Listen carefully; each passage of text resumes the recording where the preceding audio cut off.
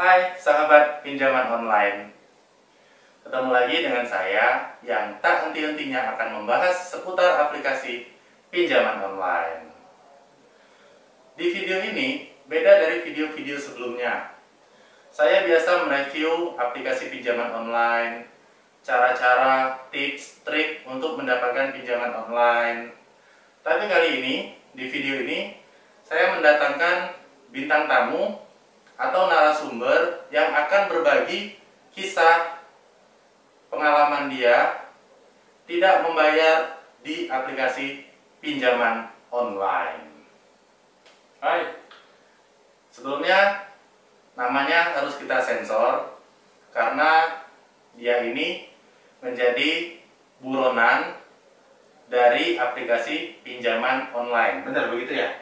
Ya bisa dibilang seperti itu sih. Jadi teman saya ini, bukan teman sih, dia komen di YouTube atau Instagram saya, mau berbagi tips kepada teman-teman semua seputar gimana caranya dia lolos dari beberapa aplikasi pinjaman online. Total berapa kemarin pinjam di aplikasi pinjaman online? Sampai 45 juta. 45 juta itu berapa aplikasi? Banyak sih, sampai nggak terhitung. Tak terhitung. 10? Lebih. Karena kan ada beberapa pinjaman online itu paling cuma 3 juta gitu loh. Iya. Itu gimana kamu bisa dapat banyak pinjaman dari berbagai aplikasi, tapi beda-beda? Oke, sebelumnya terima kasih sudah mengundang saya ke sini. Sebelum saya menonton video-video Mas ini tentang Pinjaman online. pinjaman online, nah saya itu komen, saya pengen berbagi juga sama teman-teman. Tapi risiko ya pastinya risiko. Karena kalau bercerita di awal, saya bercerita di awal dulu ya. Saya itu ya bisa dibilang butuh uang yang memang sangat membutuhkan sekali. Tapi saya bingung gitu loh. Tidak ada jaminan gitu ya? Iya, saya bingung kemana mau minjem uang ini. Saya lihat di internet juga ada seperti pinjaman online itu. Tapi banyak sekali kemarin itu sempat apa ya? Ada debt collector nelpon kayak gitu. Intinya kalau sudah pinjam nggak bayar bakal diteror. Jadi gimana caranya Mas ini bisa lolos dari 45 juta itu dari berbagai macam aplikasi? Iya. Gimana caranya? Tapi ini sebelumnya saya mau tanya dulu Mas. Kalau kita pinjaman online, terus kita telat bayar atau tidak bayar, itu ditagih nggak? Ditagih, otomatis ditagih. Terus juga biasanya ada denda per hari. Misalkan telatnya berapa hari, per hari ada dendanya gitu loh. Tapi penagihannya wajar ya, nggak pakai marah-marah gitu ya? Tergantung sih. Kalau misalkan kita sudah apa ya, setiap harinya nggak bayar, terus juga kita memang lama banget, pasti bakal diteror.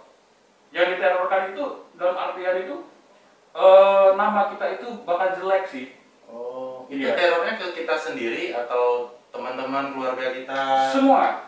Semuanya itu kontak di handphone kita itu sudah diambil datanya sama aplikasi tersebut. Nah, jadi gimana Mas ini bisa lolos dari aplikasi pinjaman online?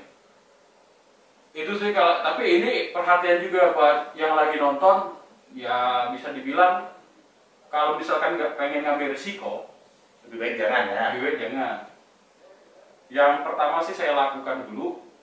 Pertama memang tadi saya butuh uang banyak, pengen cepet ya kan. Tapi awalnya itu niat saya itu bayar.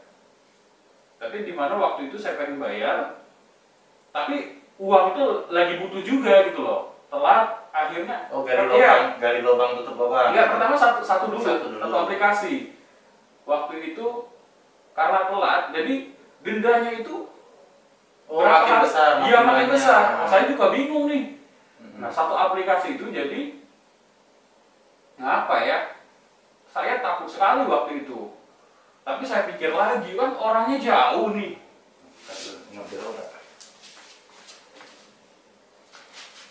Biro. Kan orangnya jauh nih. Orangnya jauh nih. Dari apa? Kita minjem ke orang yang nggak tahu kita kan. Itu sudah saya bayar dulu yang satu aplikasi. Saya lunasin. Tapi saya kepikiran lagi gitu loh. Masih butuh uang gitu Iya. ya. Gimana kalau misalkan nggak bayar sama sekali? Nggak bayar sama sekali kita minjem duit tapi nggak bayar sama sekali. Terus juga langsung di ACC. Jadi gimana itu Mas? Karena saya itu agak pinter Photoshop ya. Pinter Photoshop. Oh pakai editing ya? Ya, editing. Jadi ketika semua data itu semuanya palsu. Palsu? Iya. Kan bukannya kita ketika mau pinjam harus foto selfie dulu gitu? Iya. Bisa dipalsuin? Muka kita dipalsuin. Oh, berarti Mas ini mukanya banyak ya? Ya, nggak kayak gitu juga. Ketika selfie kan kita cuma aja edit. Tapi jangan terlalu dijelasin. Takutnya ini nanti dicontoh hal yang tidak baik ya. Iya sih. Sebenarnya juga buat teman-teman ada banyak seperti itu caranya. Terus juga dari kontak handphone. Ketika kita sudah mendownload aplikasi, ada beberapa aplikasi yang memang Meminta akses buat handphone kita akses. ya. Jadi semua handphone kontak kita ini mereka pegang semuanya kontak. Ketika teman-teman telat bayar ataupun teman-teman nggak bayar, siap-siap aja teman-teman dipermalukan. Tapi dengar-dengar Mas ini pernah hampir diminta untuk bunuh diri ya? Oh iya, Kenapa itu nih, waktu Mas? yang di awal. Karena saya memang waktu di awal saya takut kan karena nggak ada pengalaman. Saya diteror terus sama DC. Diminta bunuh diri oleh DC tersebut Iya, katanya kamu itu kalau misalkan nggak mau bayar, ya udah kamu meninggal aja, mati aja gitu loh. Oh, kalau meninggal dianggap lunas gitu. Iya. Wah, benar-benar hati-hati ya buat teman-teman. Kalau yang sudah terlanjur minjam di pinjaman online, segera dilunaskan. Tapi kalau buat yang belum atau baru mau coba-coba, kalau nggak benar-benar butuh atau kepepet, mending cari langkah lain dulu ya, gitu ya Mas ya? Iya, tapi sebenarnya ya, di persyaratan itu kan sudah jelas. KTP sama pekerjaan yang tetap. Biasanya pinjaman online itu mereka tuh sudah tahu pekerjaan tetap, berarti otomatis setiap bulannya bakal dibayar. Tapi kan terkadang kebutuhan kita kurang ya, sampai kita telat bayar, terus akumulasi dendanya itu, dendanya itu sangat besar sekali. Besar ya Mas ya? Itu Mas, terakhir kapan? Udah Saya lama nggak ini? Udah lama. Oh. Udah lama. Saya ngerasa itu takutnya nanti apa ya? Nggak bagus sih kalau diterusin. Itu mungkin jadi sekarang Mas udah benar-benar Enggak. diteror lagi, udah benar-benar lepas dari aplikasi pinjaman online. Saya diteror itu di pinjaman di awal. Oh, yang di awal. Iya, kalau yang selain karena saya kayak ghost gitu, kayak hantu ketika saya pinjam sudah ditransfer, Mas kabur gitu. iya. Itu nggak bisa lagi orang ngakses gue itu nggak bisa lagi. Berarti Dari handphone nggak bisa, dari data-data juga nggak bisa lagi. kasih tipsnya dong Mas buat teman-teman yang sudah terlanjur terjebak di aplikasi pinjaman online ini. Oke, buat teman-teman yang pasti kalau misalkan pengen pinjam di pinjaman online, yang pasti teman-teman harus cari sumbernya dulu.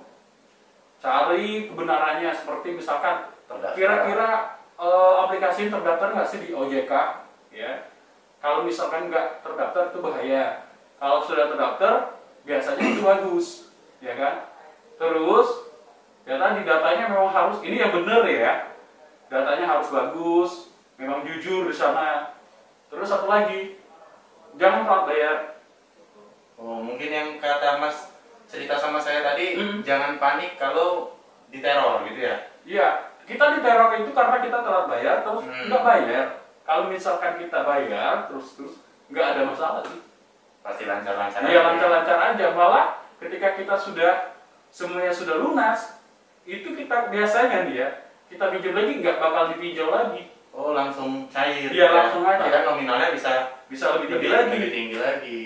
Jadi itulah tadi teman-teman sedikit kisah dari tukang pinjaman online atau Mas yang berpengalaman mengenai aplikasi pinjaman online, pernah pinjam uang 45 juta tapi tidak dibayar alias kabur. Ini bukan contoh yang untuk ditiru ya, tapi buat jadi pengalaman yang bisa Mas bagiin ke teman-teman semuanya. Jadi Mas sekarang benar-benar sudah terlepas dari pinjaman online. Enggak lagi. Enggak lagi ya. Kasih tips sedikit buat teman-teman penonton yang penonton video ini biar lebih bijak lagi dan tepat dalam mengatur keuangannya?